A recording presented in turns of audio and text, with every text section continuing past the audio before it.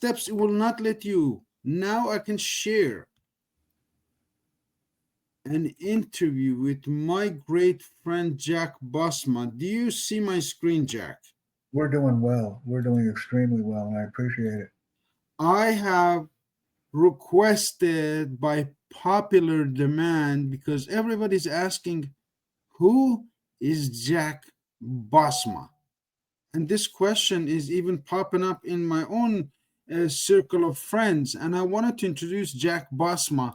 Briefly, Jack, I would love to hear what started your professional journey, my friend. Okay, well, Mr. Gilany, thanks for having me. I'm glad to be here. I'm just after communication knowledge, or just about communication knowledge, which is my first name, Jack.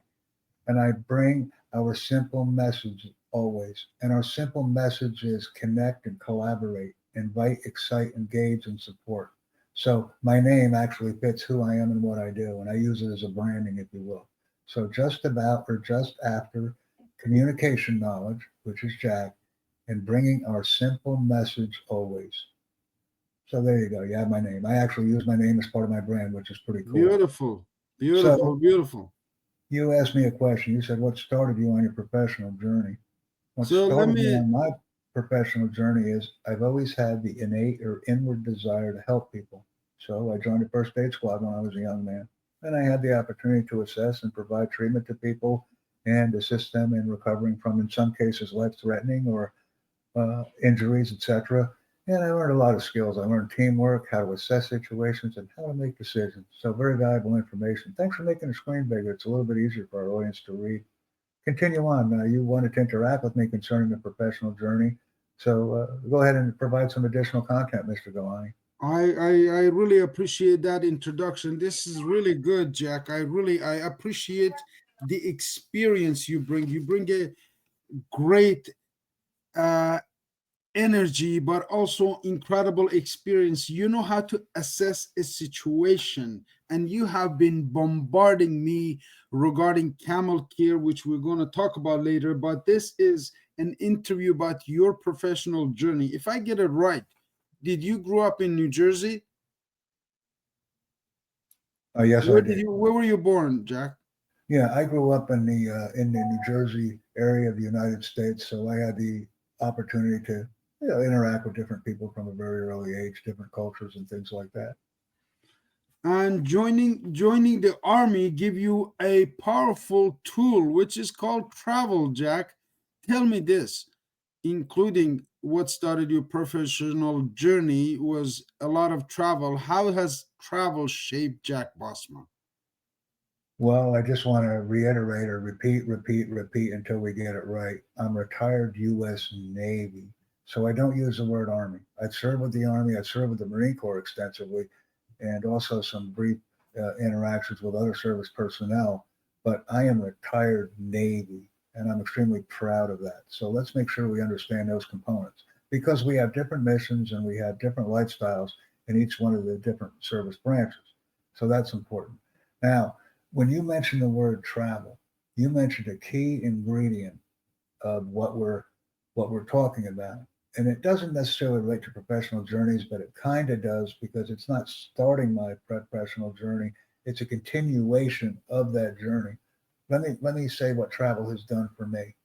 There's the newspaper version, there's Bob's version of things, there's Mr. Galani's versions of things. There's all these different people that have their opinion, and they're called reporters.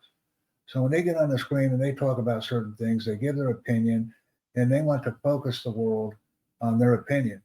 What I've learned from traveling is their opinion is 100% wrong because when I actually visit these countries and areas and interact with the people, I experience a completely different situation. So that's all I Mm, want to say. The objective of news is to entertain and inform the audience, entertain and inform, keep them coming back for more. So many times they exaggerate stories or they use specific words and phrases which may not, in fact, be commonly used in the area that's actually being discussed or in the area or country that we're currently in. So that's very important to realize. Continue on. You want to make this an interactive event, and we're coming up on the 5 minute minimum requirement remark area, but we could continue on with question one a little bit more if you'd like. I like questioning, Jack. Just like yourself, you brought a great perspective to travel, which you found out that most of our education is actually wrong, either about other people, countries, or places, and the way we interact. That's why communication is so important. Tell me this one in the closing comment. You know how to assess and then you take charge. Is that an instinctive or is that a skill that can be developed? Well, first of all, we have to be passionate about something. Because if we're passionate about something, then we can make a decision on it. We can work with that. See, everybody that I'm meeting, particularly with respect to Camel Care and other external organizations, and particularly with our interactions directly, with our interactions, everybody has a passion. We have people that we're around, we have people that we associate with, we have a passion. But so we have people and we have a product, which is our skill or what we want to promote, what our passion is, which is our product. Right? So I just use the PPP method that I've developed. I say we got people, we have an audience, we have a product or service that we're providing in some sort of capacity. But what 99% of the world is missing, 99%, 99.9% is the process that enables us to take the people or our audience and the products and services that we provide and put them in a dynamic relationship to where we can actually accomplish something. And using the Udemy platform is also a key ingredient because we have a process. We have the intended learner section. We have various components on the left-hand column of these courses, and we set them up the same way. So you can scroll up a little bit or scroll down. We can see that. Now, just to keep going for a couple more seconds here, we have intended learners, which I use. We have the course landing page, which I use. And we have the curriculum page, which I use. And we also have course messages and the price of the course. Let me explain these areas very differently because I use Udemy as an instructor platform very differently than anyone else uses the platform. Go to course landing page if you can, Mr. Gilany, very short and sweet here. When I go to the course landing page, I use it as my garage. What do I mean by that? I take the standardized content that I use in course messages and I put it in a course landing page. I go to course description. I cut and paste everything there. Then I take the content from the course landing page and I put it in intended learners and I replicate that content on curriculum. So go up to intended learners real quick, Mr. Gilany, if you can, on the left-hand portion of your screen where it says intended learners. Click on intended learners if you can. Obviously, we have those questions. This is what the student or the learner, is the word I prefer to use, is going to learn from me. What started me on my professional journey? I told you. First aid, I worked with first aid, and then I joined the Navy, and I joined as a hospital corpsman, which is responsible for the sick and injured of naval personnel, including Marine Corps, individual, group, company, and organizational personnel. So we'd have that. We have the first question, the second question, the third question, the fourth question, the fifth question, and I always like to add in number 6 or number 7 or number 8, trust and safety. Trust and safety annotates that Mr. Gilany has my express permission to use my content, my verbs, my voice, I should say, and my words in his course. Now, one thing that I do very differently than anyone else on the platform, unless I see someone that's doing it besides myself or people that I train as Udemy instructors, I put a trust and safety video in every course. Now, Mr. Gilany obviously has a course. He has his own permission to use his voice, and he has his own permission to use his content because it's his course. The reason I use the trust and safety video is it's my most important video of every course. And the reason the trust and safety video is the most important video of every course is for this very simple reason. When Mr. Gilany created his first trust and safety video, I was there. And I asked Mr. Gilany to read a very simple statement. Mr. Gilany was able to read the very simple statement and create his own trust and safety video. The reason this is important is because if we're instructors, we have to provide verbal content. So the trust and safety video lasts approximately 15 to 30 seconds for some people. Yet I consider the trust and safety video to be the most important component of every course because it starts people who have no idea how powerful their message is on the journey to becoming a instructor. And I also use the Udemy platform because it is the most detailed and process orientated platform that I've ever had the pleasure to use. So we can understand the reason why. If we scroll down very briefly, we take a few minutes here, then the rest of our videos are easy. Standardized content in the prerequisite block and standardized content in the target audience of the block. So we're done with this section. Now we can scroll back up and we can go to the curriculum page, Mr. Gilany.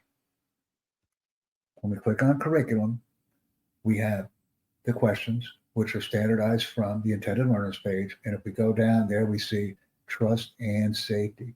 Now, what Mr. Gilany could do, if he wanted to, since we're diverging from the topic slightly, but it's all applicable training and it all focuses on what started me on my journey, details, organizing things, getting things together, which is what I did on a first aid squad.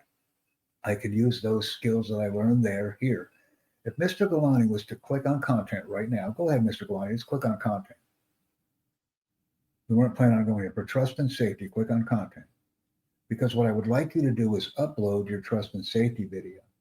If we upload the trust and safety video, we can already get our video counter at the top portion of your screen set up to ensure that everything is working properly from a video upload perspective. So let's just grab our trust and safety video if we can, and we'll take a moment to do this. Once again, I focus on intended learners, curriculum, course landing page, course messages, and the price of the course. And he's processing that video right now.